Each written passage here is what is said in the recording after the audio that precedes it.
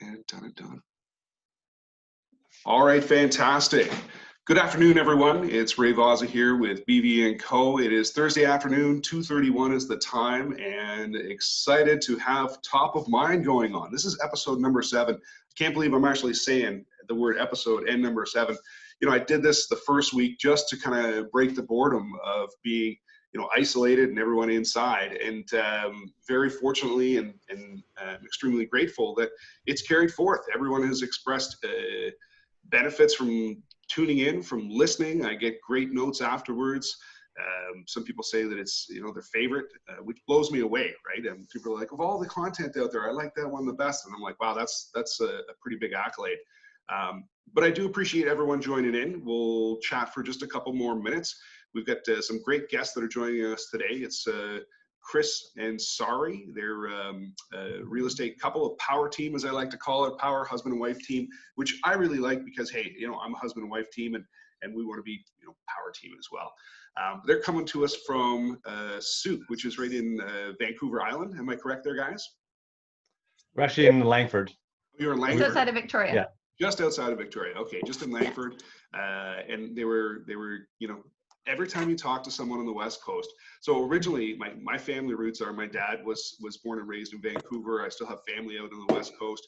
Every time I talk to my family, they always dig in the weather right away, right? They want to get you, right? Being in Ontario, they're like, oh, it's a beautiful day here. It's like 22 degrees, I'm walking around in a t-shirt. And you're like, yeah, I get it, guys. I get it. And, when I lived out there too, I was out there from 2015 to 2018.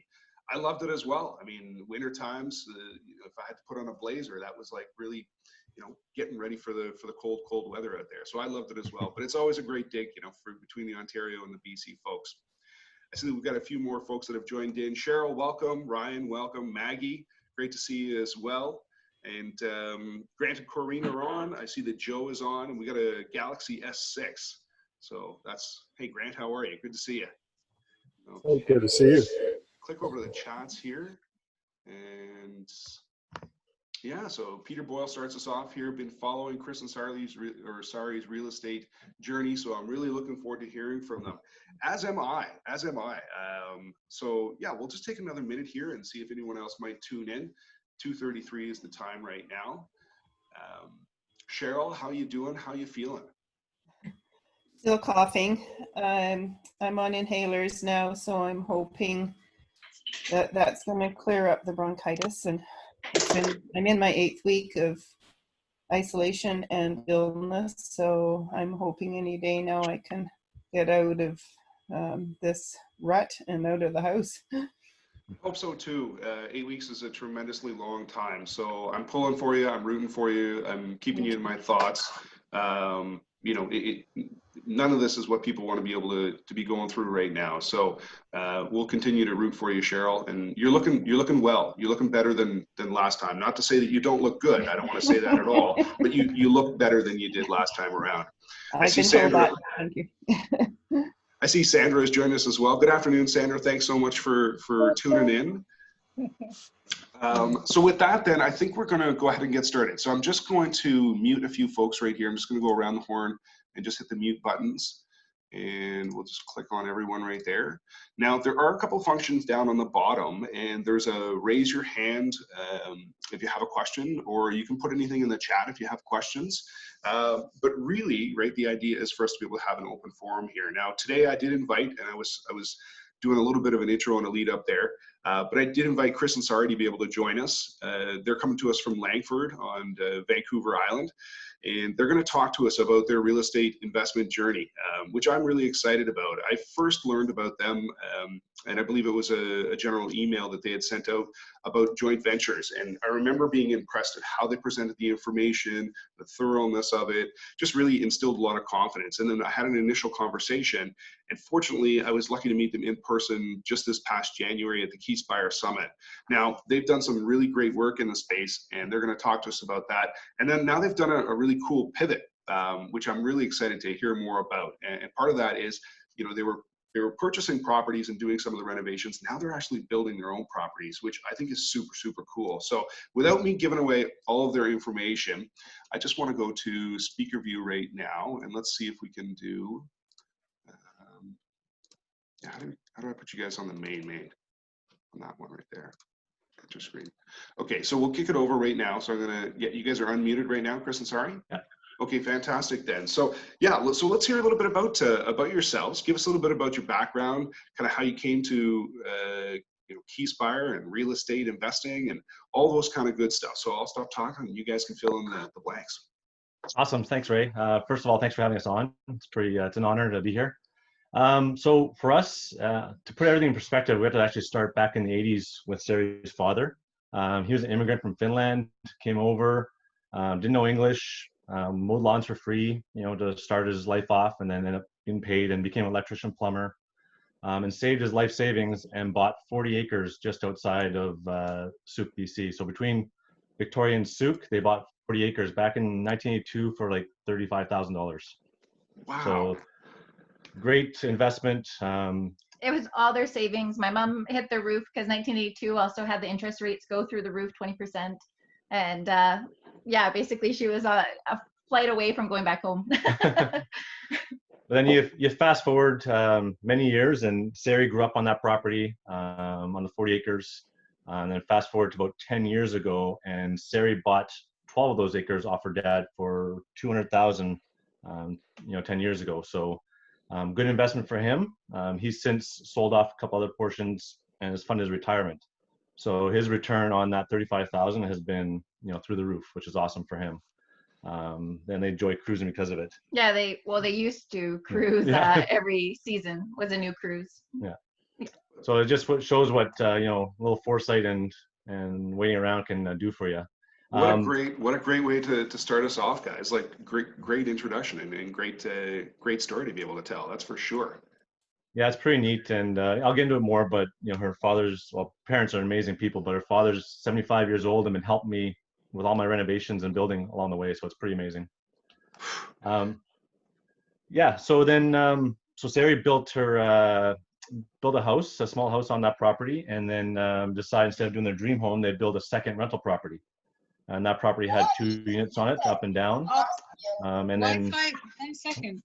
oh, so she built that house, and then shortly after that, I came into the picture. So I got lucky and first met Sari, got lucky that way. But then we moved in, my son and me moved in with Sari and her 2 boys. But we found that house to be a little bit small, so we decided that we'd move to our current house here. We built this house like a pre-build into subdivision. So at that point, we ended up having 4 suites at the time. So 4 rental properties, but we didn't think of ourselves as investors, right? This is 2017. We have 4 doors, but we don't really think of ourselves as investors yet. Okay, so pause there for just a second. So now the 2 families have come together, right? Sorry, now you're outnumbered, right? You've got what? It sounds like 3 boys plus Kris, so it's 4 versus 1, right? But you've also been able to add some properties to your portfolio, but you're not thinking like real estate investors at this point in time. How did you know you were doing it right, or did you know you were doing it right at that point in time? We didn't know we were doing it right. The only thing I knew I was doing right was I wasn't paying my mortgage, and that's always been my goal. Yeah, pretty much at that point we were break even with our personal mortgage being paid off. So we weren't really making anything above that, but our mortgage was paid off, so it was pretty amazing at that point. And yeah, like you said, we didn't know we were doing what we were doing. We didn't know we were investors until we got that little Facebook ad that many people here did from Keyspire, say come to that 1-day free session. So we went to the free day session. This is 2018, so spring of 2018. We went to the free day session. That was great. We paid for the 3-day workshop. So we ended up going to the 3-day workshop. And for those who know us, because we know a few people here, we do like to take action. We like to go for things. So during that 3-day workshop, we realized that the house we purchased 2 years prior, because it was a 1-year pre-build, and then we lived in it for a year. So we had it for 2 years at that point, had appreciated by 20%. So over 2 years, appreciated 20%. And then during the 3-day workshop, when they're talking about cash flow analysis, all that kind of stuff, Sari's going through and looking at our local area in Souk and saying, hey, wait a second, these make sense. This is exactly what they're talking about up there. So on Monday morning after the 3-day workshop, we went to the bank, we refinanced our mortgage and put an offer in on on our first investment property. Yeah, my girlfriend, actually, she was a realtor and she just posted, hey, coming soon. And so I said, nope, no, it's not going anywhere. This is the one I want. We're going to do it. Yeah, don't let anybody see it. Yeah. So this is, when you say you're action takers, I mean, that's the proof is in the pudding right there. So you went into the 3-day weekend. At that point in time, you know, you've spent your membership money, which is not inexpensive. It's an investment on its own. yeah. And then throughout the weekend, you're seeing the numbers, everything's lining up, and you're like, great, Monday morning refinance and into the next property kind of thing. So yeah, there's no moss that gathers on you guys, right? You guys definitely like to take action. But let's just talk about that for a quick second. So again, right? I mean, you know, your answer previously there, Sari, was really good, which was you're not sure you were doing it right, but you knew you weren't paying your mortgage. So you were on to a good thing, right? It was going in the positive way. But you've now done a 3-day, like tons of information's going on, and you take action right away. Where is the lack of fear or the tremendous confidence that you guys are able to have? Because there's something going on there that's a little bit different. Most people want to pause for a second, do a bit of analysis. They might be paralyzed at that point in time. They do a reach out. It's just challenging when you're first getting started, right? So, but you guys didn't seem to have that. So why is that? What's the difference between what you do or what you have that allows you to move so quickly? So I was just in the middle, like I was in social services at the time. I was 20 years in social services, and I was a director of a local social service agency. And really, I didn't know what the longevity of that was with the 3 teenage boys soon to be, and just the mayhem of every day of running around trying to chase after them and everything else. And just your phone always being a crisis, you're just sort of wondering like, okay, how long can I do this for? So I knew that I need to find a different route of income. And unfortunately, I'd have to leave sort of my passion to find another passion. And real estate has always been my passion. I've always been sort of a sidebar realtor, just trying to search up everything and digging up information and doing all the investigation. So it sort of came hand in hand, especially on that weekend, and you know, things clicking of actually numbers and sort of my pretend world on the side of my desk actually going together and making sense and actually being a career rather than just something fun. Yeah, it was definitely like that weekend was the aha moment, saying, wait a second, we're not crazy. We had Paul Hecht was our speaker up on the stage, and just listening to him and listening to talking to Joe Correa was basically the guy who convinced us to sign the dotted line and pay the money, which we thank him for every time I see him, because literally that weekend did change our mindset and change our life. So when people ask about Keyspire, you know, the education's great, a lot of great stuff there, but in reality, it changed the mindset for us. And it was the weekend that told us that we're doing it right, and that we can do this. And that's why we said, if we're going to do it, let's do it. So we paid the money, we paid the membership fee. And on that first Monday, when we, put the offer on the house, we just got our membership money back basically in return. Right. So that house, just put it in perspective. So BC, that house we purchased for $585. So you need 20% down, all that stuff. And it cash flows about $1,500 a month. So that's, yeah. So those are the houses. At that time, there was, a half a dozen in the market at a time. Yeah, there was tons. They're everywhere. There were 3 up, 2 down, and we decided that's going to be our niche. That's what we're going to do. They're turnkey, within 5 years old, under 600,000. They cash flow great. So that was what our plan was. We'd go forward with doing that. Unfortunately, at that point, the bank said, "You're done." We know how we at that point had 4 houses, a couple $1 million in mortgages, that kind of stuff. So the bank said, "You're done." So okay, that's fine. We went to the summit that June. So our first summit, basically with no money, because yes, we used our credit card to buy the membership. A couple different credit cards. Yeah, we used our line of credits for down payment. So we were maxed out on everything at that point. So we went to the summit just knowing that we're gonna go, we're gonna take it in, learn what we can. So it was great. We did that. We did a couple coaching sessions and decided that a JV working partner was the way for us. So over that summer of 2018, I decided to get educated, listen to podcasts, do everything we can do just to to become the expert in our area, in our field. But at the same time, I was still going out and, pitching that, hey, look at these great cash flowing houses in Victoria. They're $1,500, and there was tons of them at that point. But I wasn't at the point where I was convincing. People didn't really think that we were the experts at that point.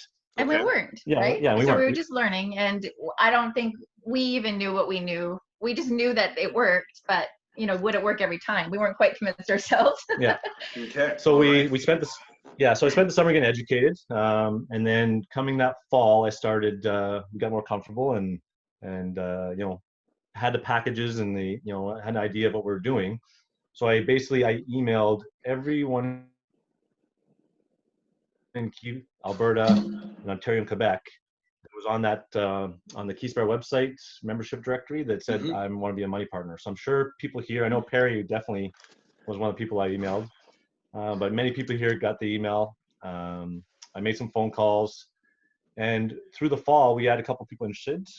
We had a couple that were ready to go with us, and unfortunately had a medical issue in the family, which is fine, so they couldn't do it. And there's also, I just want to point out right here, we're not salespeople at all. Like neither of our backgrounds are ever been sales, so it was completely new to us that not only making email but also picking up the phone or any of those other pieces. We had no idea because we're just totally relationship based. So everything we do is all organic and not intentional by any means. But we had to figure out that actually it's okay to be intentional and to have to make those connections. I think my first follow-up phone call was in the car. I had the earbuds at my son's baseball game, right? I was sitting in the car watching his game and trying to make a phone call. I was so nervous because it was my first time doing a cold call, really, right? I never ever done that before. So it took a lot, but we got through it.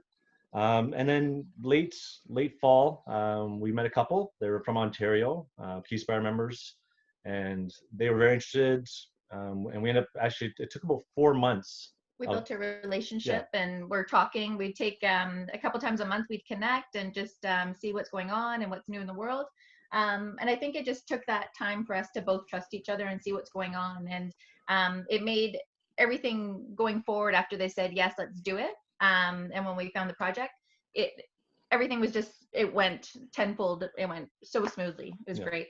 Yeah, and they needed a few months to get their finances in order as well because it pre-sale condos, that kind of stuff. But so anyways, last spring, they decided, we're ready to go, move forward, and that's when we bought our first joint venture purchase. And again, it was in Souk. That one was $625, and it's cash flowing about $1,200 a month right now, total for us. And we did the 60-40 split at that point. And then, so it's great cash flow for our partners, great cash flow for us, and it's been a great first project. So let's just pause on some of those numbers right there. So purchase price $640 was purchase price. Am I right there? $625. $625 on the purchase price, and you're cash flowing. You said $1,400 a month. It was about $1,100-1,200, but it's actually gone up to about $15 right now because they're on a variable interest rate. So when interest rates dropped, it's up to $15 now. Okay, and is that a single unit property? Is it a 2-unit property? What is that? Yes, so the houses we're looking at are all 3-bedroom up and a 2-bedroom down. So they're just legally suited homes. This one had dual meters, everything like that. So it's a great property. So what are you getting for the 3-bedroom and the 2? Like, what are the numbers that are putting together there? You get $2,600 on average for a 3-bedroom, and then $1,550 for the 2-bedroom downstairs. Those are excellent numbers, right? When you're talking about a 3-bedroom for $2,600, a 2 for $1,550, those are really, really strong. And I'll even say, there are areas of Toronto where, they say in Toronto, the average 1-bedroom is going for $2,100, which is kind of your downtown core kind of thing. But those are very competitive and strong numbers. So when you're looking at the purchase price and what you're able to bring in, which is, really, really top end rents for that kind of purchase price, the numbers work in terms of the cash flow. So really, really interesting there. But you were, Yeah, and just to put it in perspective, so these are all in Souk. So it's about a 45-minute commute to downtown Victoria. And Souk is basically a commuter town to Victoria. So a lot of military, a lot of government workers live out in Souk because they can afford to buy a house with a yard, that kind of stuff. So that's the type of renters we get. We get a lot of construction workers with their families moving here from Alberta, that kind of stuff. So yeah, so we did that one, and we knew, okay, we've got something here. Is it going to work? So we found another property. We had a couple other investors in it. They're from the Okanagan, and they're ready to go. And so we put the property under contract. And the day before conditions left, they pulled out because they found out that their pre-sale condo was going to mess up the deal and it wouldn't work. So this is, this is probably, I think this was mid-May, and the closing day was supposed to be July. But condition removal, day before, they pulled out. So we had the choice to make, either lose the property or use our $10,000 line of credit that we had sitting there and put on a deposit, even though we knew we would not be able to close on this property ourselves. So because we are. And I'd like to add a little bit of a layer here. So with that year of being a Keyspire member, I also left social services. I met Sherry Krause, who's a preferred realtor at Keyspire. I saw her at the summit and I was like, hey, Kris, I'm going to join that team. And so that was sort of my goal, put it in my head, put it down. And within that year, I joined their team. So this is the first purchase. I'd become a realtor in that year. And it was the first purchase I was doing as a realtor, was this house that we're going to do as a joint venture. And then if I wasn't going to be able to close on it, there's a whole bunch of liability I had at that point. So I was a pretty motivated person. Yeah, so it was a big risk. And then as well, I had put in my retirement papers for the Navy. So that January, so just backed up a few months, I put my retirement payments for July. So I'm retiring in July. Sari's a new realtor, not making much money because it's brand new. And we used our last little bit of savings to put the deposit down on this house, knowing that if we don't close, Sari might get sued.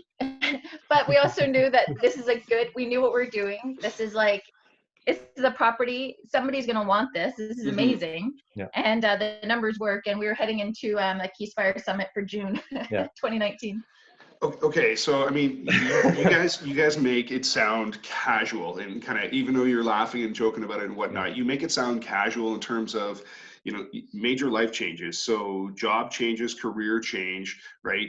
You're moving into a commission-based position there, Sari. So it's only really, if you're selling properties, then, you're making an income. But otherwise, right, you've got realtor fees, office fees, all that sort of stuff that is, sucking money every single month.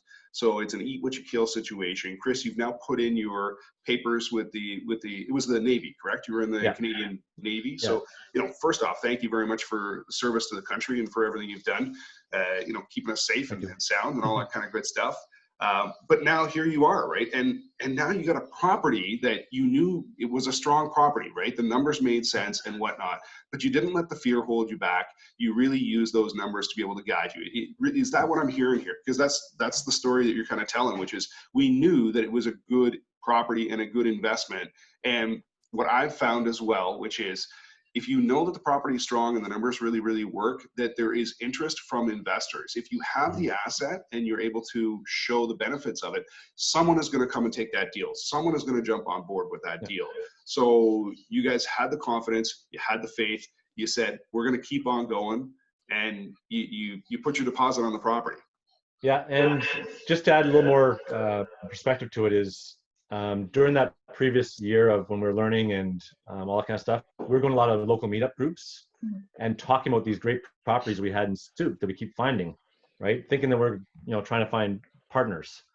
Instead, we're finding competition, and these people were going and buying the properties in Stoop. So what, the year before there was 5, 6, 7 on the market at all times. It's a 15,000 population of 15,000 there, so it's not a big community. Okay. But I said the numbers work. So the summer before, there's always 6, 7 properties on the market. Now when these type of properties come on the market, the day of, they're gone. Yeah. So Sari being the new realtor. You guys salted your own deal, right? You went and you told everyone about these great opportunities in Souk, and everyone started to pay attention and go after those great opportunities. Yeah. Okay. So when this one came up, obviously Sari being a realtor with the inside track now, found it. We got our contract, and like I said, we put the deposit down. We spent the next few weeks, phone calls, emails, trying to find somebody. Nobody, because it is like, the difference is between these properties and a lot of other ones is the high entry point, right? It's $150,000 deposit basically. So and they're turnkey properties, so you're not ones where you're going to get your money back out in the first year. It's that low, because the great thing about properties here is they appreciate and they'll keep appreciating. 5, 10, 15% a year. So the great appreciation as well, and they're safe. So anyways, we went to the summit. This is early June. Closing is basically July 1st, roughly. So we had 3 weeks till closing and no partner yet. So we went to the summit. Judy, our coach, we talked to her about it. We talked to a bunch of people at the summit. Still nothing. And then Judy introduced us to a couple on Sunday morning. Last day of the summit. The last day of the summit. And it clicked. Yeah. So we ended up finding partners the last day of the summit thanks to our coach. And so it was awesome. We ended up closing that deal. And we now have that property with joint venture partners again from Ontario. So both our partners are just outside Toronto. So it's really, it's pretty amazing to have that kind of trust from across the country. So we're really appreciative of that. And then, yeah, we have that property with them, and it cash flows. That one's about $1,200 as well. And that puts, at that point, that puts us at 10 doors plus our house, and yeah. Very nice. Very nice. Yeah. I love where that went, right? The fact that you went in, you held on to it, you knew that it was going to be good, and really the faith and the networking and dealing with your coach, it all paid off, right? It brought you that joint venture money partner that you were looking for. And the numbers are fantastic, guys. So, when you have these kind of great properties, and not only strong cash flow, but when you've got great appreciation going on as well, it becomes a hard deal not to be able to get someone on board for. So, but your steel, I'll say like that, is really inspiring. You guys faced some challenges there, and you could have given up. You could have kind of not pushed through, but you did. Which I think is really amazing. So I do want to be cognizant of the time, and I know that we've got a little bit of a slideshow presentation that we want to be able to show everyone, so we can give it more information on what you're doing. But talk to me about how you transitioned, or maybe this isn't a slideshow. If it is, we'll cover that. But you went from looking in this great market of souk. Now you've told people about it. Everyone is on it, so it's no longer a little secret, right? Everyone is getting in on a good thing going, and you decide now to make a shift and say, okay, you know what? Instead of buying these properties, we're going to go ahead and we're going to build our own property, because that's the next level kind of thinking as well, right? Buying the land, servicing that, getting it all ready to go, and then doing the build of a house. And some people can take on a renovation, but doing a build, I mean, that's a different kind of deal, right? That's next level. So talk to me about that shift and pivot. Yeah, and actually, this is the exact time it pretty much happened. So to add on to what we were doing that spring is we decided that on those 12 acres that Sari bought, that we could develop it. It's 12 acres. We had 2 houses on already, and we can do maximum 4. So we started in that spring to do the preparations for when I retire in July from the Navy to start building the house. So at that point, this is July, we started building that house.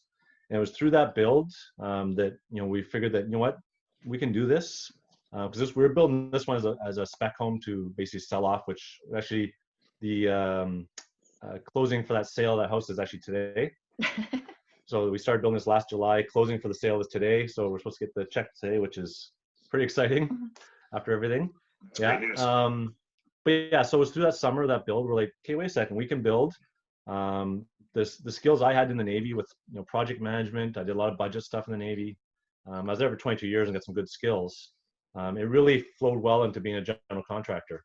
So I'm not a licensed general contractor. I have one to assist me, but I'm basically doing all the duties as a general contractor on that build.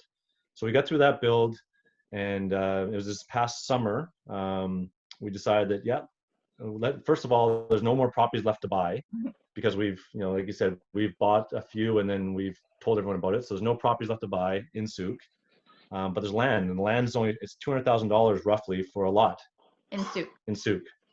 So we did our numbers, and we knew what we cost to build, about $300,000 what it cost us to build the house we just did. So we're in that $500,000 to $600,000 range again, which is that sweet spot for cash flow with that rent. So that's where we decided that, okay, let's do it. And then again, Sari, as I'm focused on building this house we're already building, she keeps showing me lots. She says, look at these lots, look at these lots. I'm like, no, I'm focused on this build. Let me get through this build first. But it turned out in August that she found a couple lots that worked really well, 2 lots side by side. And we end up purchasing those with private money. So we went to Kyle Green's team out here in Vancouver. He's a mortgage broker in Vancouver. Those don't know him, and he got us a private lender to purchase the land. But we had a nice. This was August. We put a long close, so we didn't close on that one until December, mid-December. Okay. At that, but we used private money to purchase that. And that one right now is, we decided we're going to do a prefab, which is what we did before on the previous house, do a prefab builds to build 2 side-by-side suite of homes, basically after the mirror image of what we did with our first JV partner. So same layout. We love the house design and how it was all spread out. It was open concept, the big grand staircase, and just people feeling proud to be tenants in that house. And it really worked. The soundproofing was awesome. And so just all the finishing, we wanted to add to do that and continue to do that. So we actually took those designs and we went to the prefab Winton Homes, and they could actually do everything we wanted. And so then we also had to take the designs and go to a local person to see how we could fit it on the lot according to the bylaws. And so they told us how we had to squish it together. And then we worked with the Winton Homes and they designed the house that we wanted within those specs. So it was pretty cool. So I just want to ask a couple questions about the lot, because this is an area that I'm interested in, but I haven't done any kind of buy a lot and develop it sort of thing. So when you're purchasing this lot, are there, like, do you have the water run to the home? Is there the sewage that's already in place? Is electricity, being run? Or do you guys have to put in all of those services once you buy is it just dirt that we're talking here, or is there any kind of infrastructure at all? So it depends.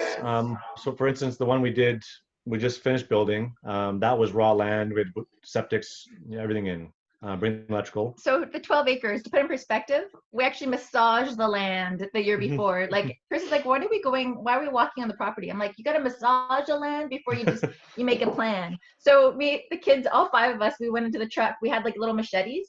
We're like cutting down bushes, making no dent in it whatsoever. Yeah. But for that, you had to like drill the well, we had to blow up stuff, we had to bring dump trucks in, we had to do everything, septic fields. Yeah. But then the ones that we're looking at now, it's more. Yeah, so basically, I know for here in BC, I'm not sure about everywhere, but in order to, the lots we bought were basically a previous larger lot that someone subdivided off and broke off. But in order to do that, they have to provide the services. So the water, the septic, the sewer and electrical is all on the edge of the site. It's all there. So it's actually a lot easier than our first build because everything's there ready to go. And then those fees, those all come with fees, and they're paid by the previous developer. Gotcha. Okay. Yeah. Okay, so that helps us out right here. I see that there's a couple of questions that are coming in, and I know you guys are going to get into a little bit of this right here, but Andrew's asking a couple of questions. He's saying Winton, Clinton, Homes, question mark.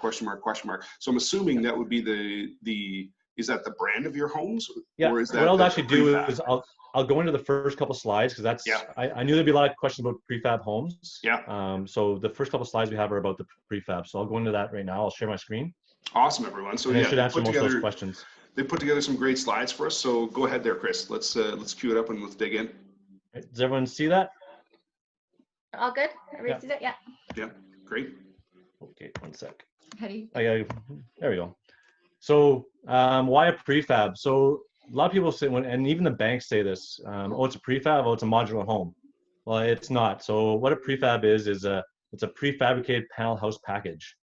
So with the company we used, Winton, and we'll show you in a second the website for that, I think, they provide everything you need to do to get the lockup. So all your panels, roofing material, doors, windows, trim, everything. And one thing for them is the materials are high quality. So this company's out of Prince George. So everything's rated for Prince George weather. So I think you're going from Prince George, northern BC, down to Victoria. All our builders and roofers, that kind of stuff, they're like, wow, this stuff is like top notch compared to what we use down here, because we don't need it down here. But the price is relatively the same, and actually a little bit cheaper. So just give us a bit of a reference there, right? So you're saying 20 degrees right now. Prince George, what would it be? Temperature-wise? Well, right now they're probably, honestly right now about 5, but they're usually like, they'll get down to -20, -30 with lots of snow. Okay. We might get down to -5, -10 at the most. Gotcha. So real Canadian winters. Yes. Yeah. Okay. All right. So you see on the picture of the truck, that's how it shows up. So for the house we just finished building, it was 2 of those trucks showed up. And we had them spaced 3 days apart. So the first floor showed up the first day, and so on. And then you see a picture of that's the actual house we had built being put together. Fantastic.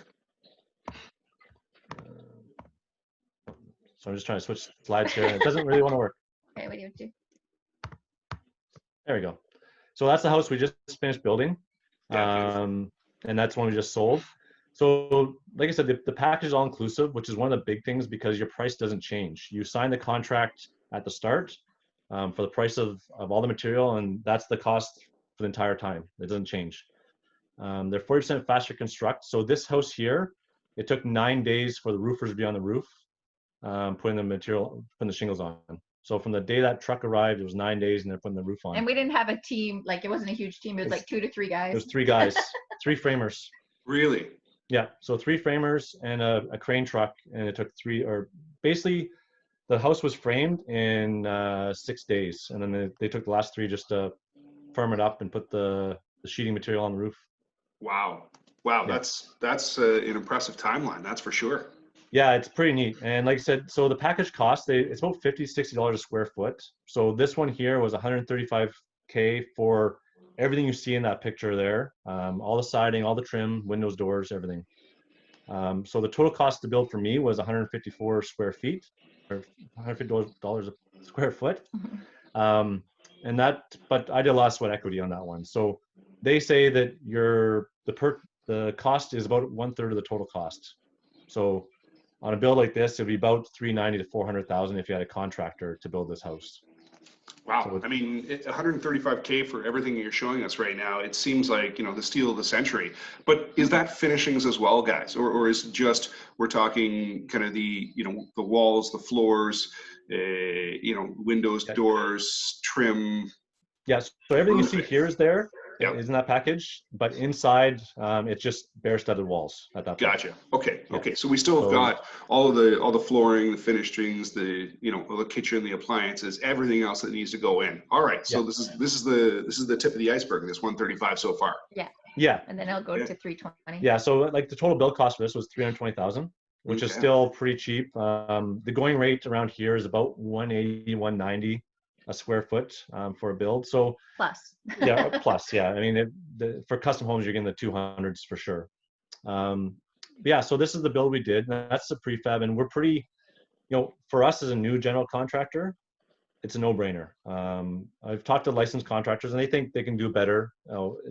It's cheaper for them to do stick building because they know what they're doing. They've done it for years. Less mistakes. But if you're going to do it yourself, or at least be your own general contractor, this is, in my opinion, the way to go. And our framers, they said, you know what? They've built a lot of houses, and this was one of the funnest builds for them. And they said the material is definitely better than what they normally use. So it's a better quality house than what they normally put up. And these guys that we just met, they've agreed to do every house that we do going forward. Wonderful. So I saw Danusha put a question in there, which is always a great one, which is how did you've got 3 framers that are really your team, and then the truck with the big crane right there. So I mean, the truck with the crane comes with obviously the company, and they're sending that, but the framers, how did you get your team, and what did you do? Did you just hire guys, or did you go out and look at their work? Like, give us an idea. Yeah, so obviously relationships are key, and we are from a smaller community, so it's nice there. Basically the neighbor to this property, he's an amazing guy. He's in his 60s, been running excavator for 40 years, so he knows everybody. And he's that kind of guy that will have a beer with anybody. Nice. Right. So nice. So he recommended this framer and his team, and they're great. And through the whole project, this guy has helped me the whole way. Like he basically did all the excavation work. He built the roads, all that kind of stuff. But throughout the whole period, he's found me a drywaller, he's found me a painter. So he's finding me all these trades, and I'm building relationships with these trades, and yeah, it's great. It's a pretty lucky that way. And what's funny is that he's the same guy that helped me with the 2 other houses on that property as well to build. Love it. Yeah. Love it. Okay. And the story is only getting better. Yeah, and now I've hired him to do the next. Like he just finished excavating our new builds. Mm-hmm. So just keep that going. Fantastic. And I think Sorry. Why prefab? Technical difficulties. There you go. I think So- the third click is the charm. There you go. Yeah, There fantastic. you go.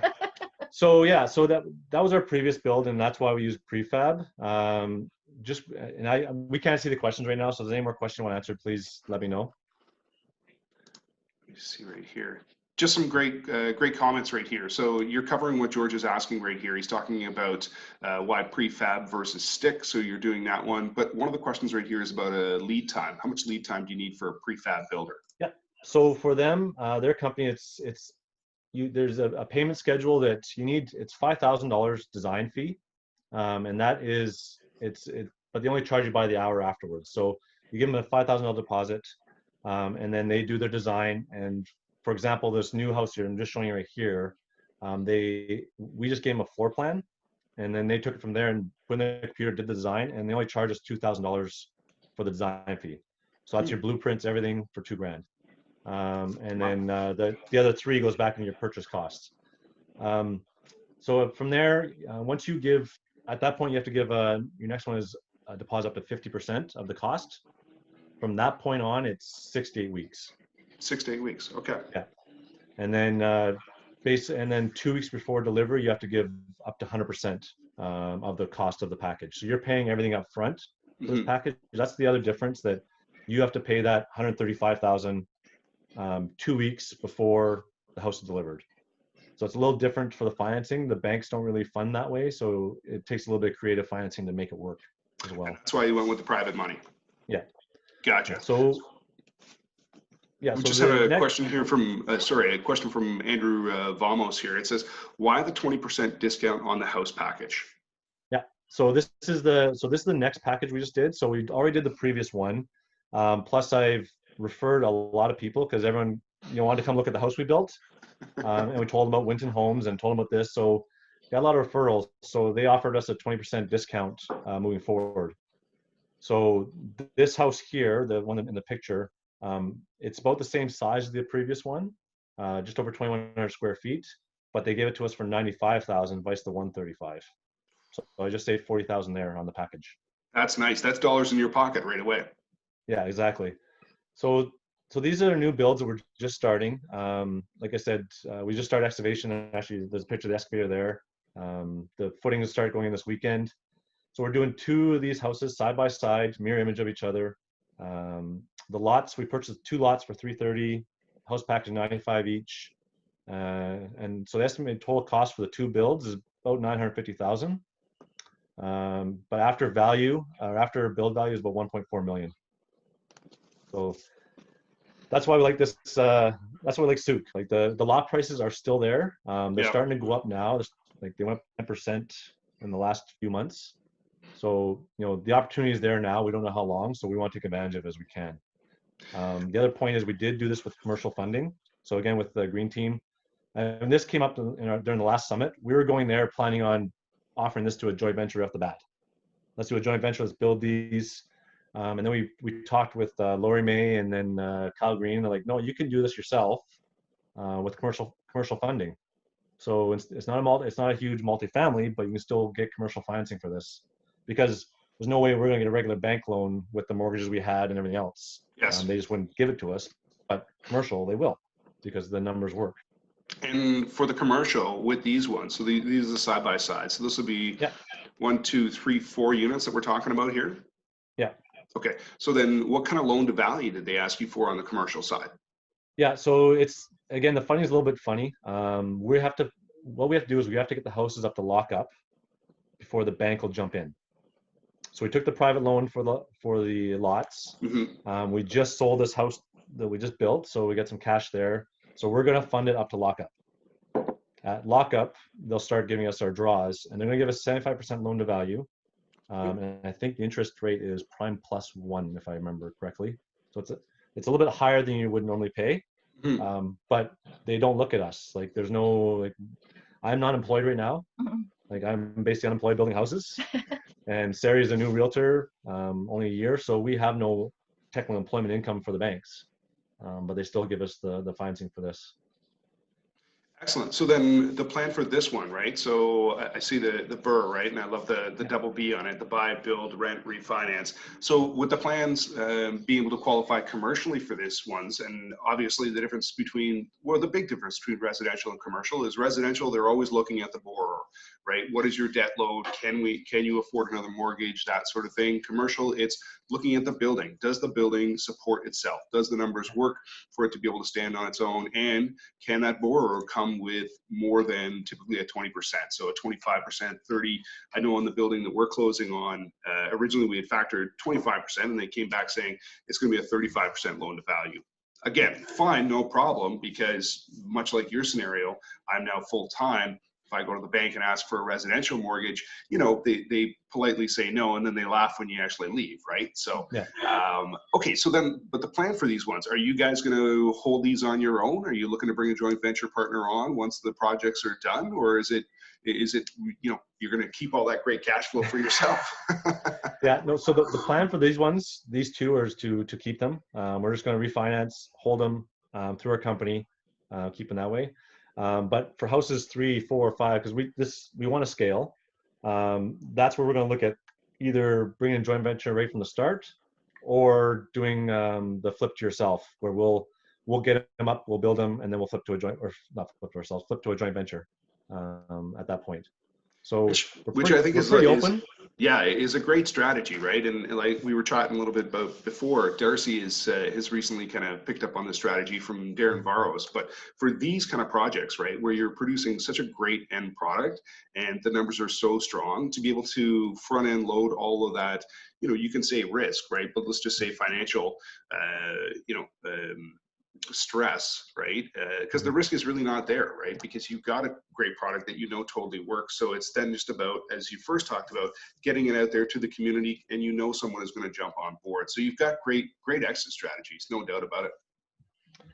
Yeah, so it's fun, and look, like it's one of those projects. Like the last one, it was on our own property, so I'm sad to see that one go. Put a lot of sweat in this one.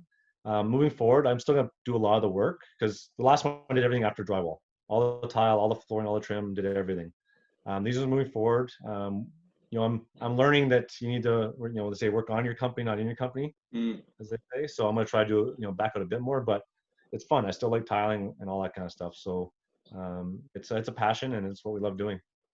And I hear you about the enjoyment of doing the actual physical work yourself, right? But I'm learning that as well, right? It's so important to work on the business versus in the business, because that's where you can really see the growth and the benefit for not only yourselves and your family, but also for partners out there. And as you guys are dipping into private lending and that sort of thing, it's creative financing to be able to move yourselves forward, which is fantastic.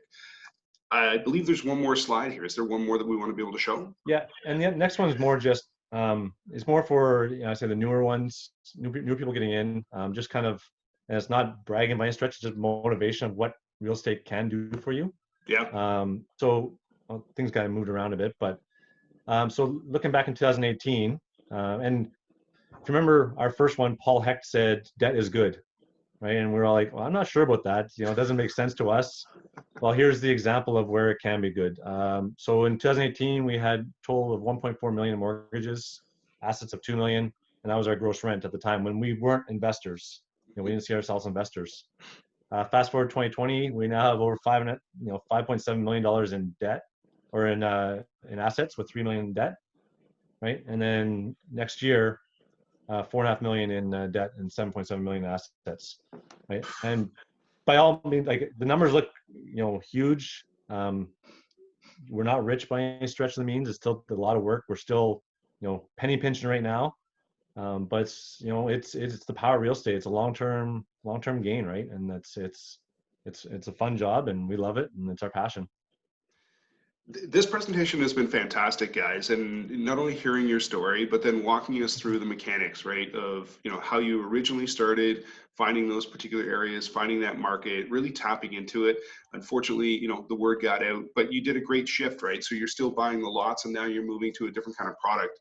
Walking us through the difference between a prefabricated home versus looking at a stick build, and some of the benefits of that. The numbers are truly impressive, and I think you guys come off extremely impressive for what you've done. There's no doubt about it. But let's talk about the bigger goal, right? And then we're going to open it up for some questions here. So you've seen the advance in a few short years in terms of, you know, your net worth. Yes, you've got more debt, right? But as a result, because debt is money, that's really the truth. There is no money without debt out there. And if you're wondering what I'm saying, just think about how money is produced. It's printed, and as soon as it's issued into the economy, there is interest produced on that. So there is no money without debt. And you know, Paul talked about it really well. I read Robert Kiyosaki's Fake, right? And he covers it so well about how there is no money without debt. So get comfortable with having debt, and that's how you really create money.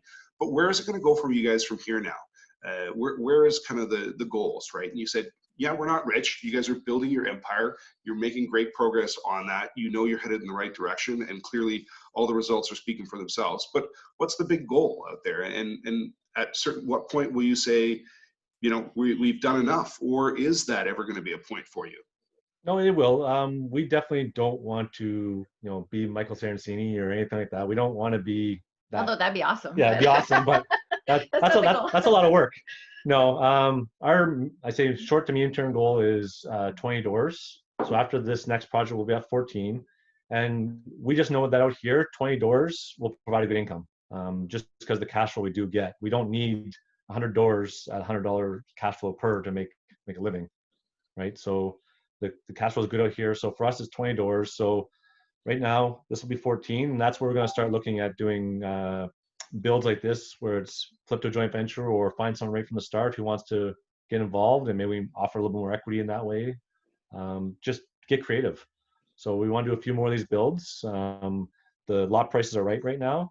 So we could right now, if someone came to us tomorrow, we could start house number 3 in a couple months, right? Like Fantastic. we have that capacity that, you know, over this summer we could build a few more houses to add on to it.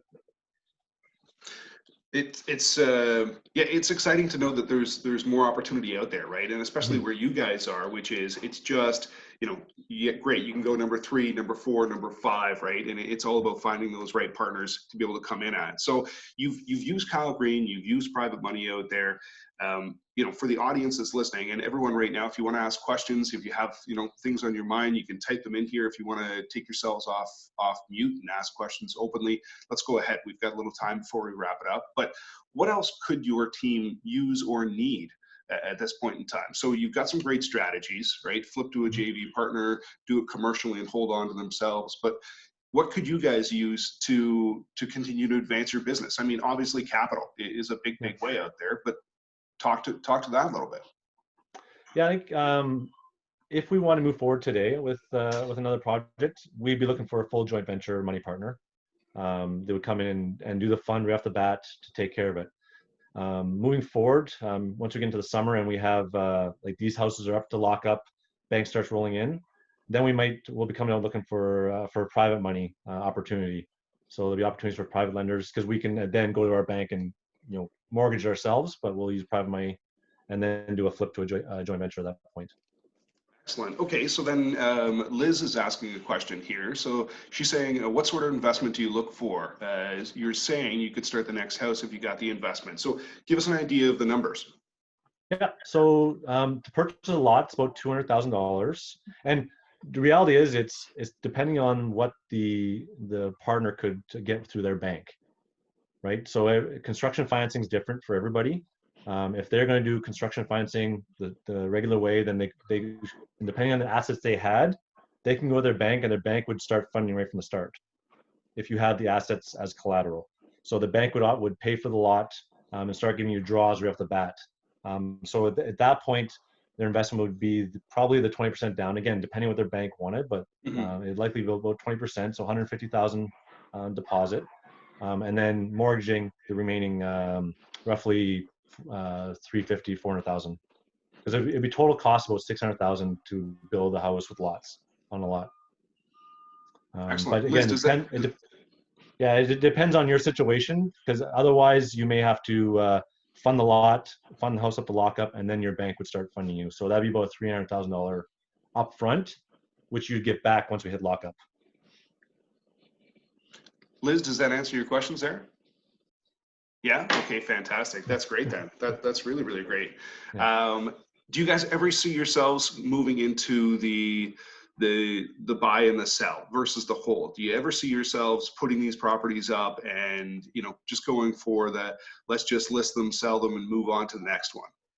Well, we just did that on our first one, right? We just Okay. sold this house, and honestly, I don't think I want to go that route too much anymore. Just when you're building something to hold on to it and rent it yourself, it's a different feeling than you're building something to sell to somebody who it's going to be their home to live in, their dream. So I like the person or the couple that just bought our house, they fell in love with the area, fell in love with the house, but it's their dream. So every little mistake I see on the wall and every, you know, it's just, every time I go back there, I find something else to fix. We're also perfectionists, so right? it's really hard. Yeah, so it's tough because I want it perfect for them. And not that the quality is going to be bad for my renters or the house I'm going to keep, but it's just a different feeling, right? Because we're still going to hold on to it. We can come fix it anytime. But now, yeah, every time we go into that house, because tomorrow's key day, I'm like, what about that? What about this? And it's nothing anybody's going to see because it's overall, they're going to be wowed. But the nitpicks, I see. And we come home every day to our house, which is still an amazing house. But everything I'm picking up in that house, I'm picking up in this house that professionals did. So, I know I did okay. I get you, right? It's never ending punch list. It's the little things you go in and say, what about that? What about that? What about that? Yeah. Ryan's got a question here, guys, and he's saying, are you getting commercial financing on 2 doors or combining both builds for 4 units? So we did it with an overall for the 2 homes, so 4 doors, but they would have gave us a commercial financing if we were just doing one house as well. If we spread it out more, they would have done one commercial mortgage and another commercial mortgage. They're willing to do that when we first start to talk to them. Yeah, the number of doors is kind of a misnomer. Obviously, you hear about you need 6 doors in commercial. Well, you don't for this type of stuff. That if you can make numbers work, they'll finance you. Just you gotta know that the interest rate's gonna be a little higher. There's more fees, so there's a lot more hidden fees in commercial. So you pay your broker 1% fee. The bank has a fee, so it's more expensive to go through. But as long as your numbers work and it makes sense, I'd rather pay all those fees and get this project than be told no by the regular financing in the bank. Isn't that the truth, right? It's at the end of the day, it's the cost of doing business to be able to move forward, do a new project, keep that moving, and ultimately keep yourselves moving and build your company and whatnot. So we're coming up to 3:30 here, folks. I do want to be able to be cognizant of everyone's time, and I do appreciate you joining us for this hour. This has been amazing. I think truly educational, really eye-opening versus going in and always looking at a renovation project, right? Consider really buying land and building, right? If the numbers work in your particular market. And you've given us some great insights, and I think a good template and a blueprint for people to be able to take away, look at their markets and make some assessments to be able to dig in. So before we wrap it up right here, any, thank you very much, George. Any closing thoughts, anything you want to be able to pass on to the rest of the listeners here today? No, I just, if you learn anything from us, just take action. Obviously, we spent the time to get educated, but you can only get educated for so long, and then you just got to do it, right? Otherwise, and we've seen people in the community over the past 2 years that they've talked for 2 years they're going to do something, and they don't. And there's time it comes eventually, but it's good for people to get that comfort and even the little mistakes that we might have done along the way. At least it's a learning process, and you just mold and adapt as you need to. And so that's what we've done. It's all hasn't been roses. There's been a lot of ups and downs over the past 2 years, especially leaving our jobs. And as right, when you lose that stable military income after 22 years, it's a tough pill to swallow, but it's worth it in the end. And our end goal and our end vision, we know it's going to be worth all the ups and downs we've had the past two years. Right on, guys. Well, great final thoughts to leave it right here, which is take action, right? If you're in the investment community, reach out, get the knowledge, get the information, but don't be paralyzed. And it's sometimes that first step can be the hardest step, but when you know that the numbers work and you've run them properly, and your peer group around you, those fellow investors that they can help you out with, then go ahead and take action. And it's not about, I'm waiting for the best deal out there. It's, does this deal help me start? Can I move forward forward with this next deal?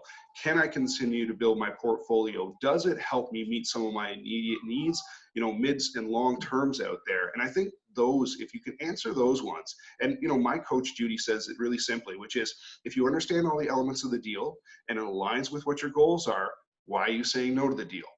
Yeah. And you know, when you break it down that simply, it really helps you kind of get a lot of the clutter out of the way, and it just makes it very streamlined to be able to move forward. So for myself, I want to say thanks, guys. It's been great having you on for this past hour. I've been wanting to have you on for quite some time. I really appreciate your preparation of all your materials. You've dropped in your website right there. If you want to talk to Kris and Sari a little bit more about what they're doing, potential opportunities to work with them, maybe you have some funds you want to be able to get working out there, have that conversation, reach out. You know, this is all about connecting with fellow investors that are all doing the right things out there. So for myself, thank you, everyone. I can hear my kids stirring, so it's time to go back to dad mode. And I'll be hitting the end button on this. I posted up on our BV&Co page, so you can, you know, check the recording anytime you like. And I'm continuing on Thursday afternoons, 2:30.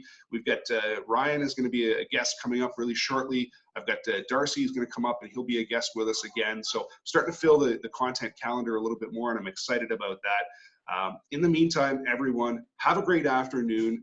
Really take action. You know, if you can take anything from what Kris and Sari said, don't let the fear hold you back. Trust your numbers. Trust your, you know, your team out there. Take action. Get started. Because I mean, look where they were. Look what they are. And you know, the future's so bright. You guys got to wear shades. I'll leave it on that. Thanks. Thanks, Thanks, guys. everyone. Bye. Have a great Bye. afternoon, folks.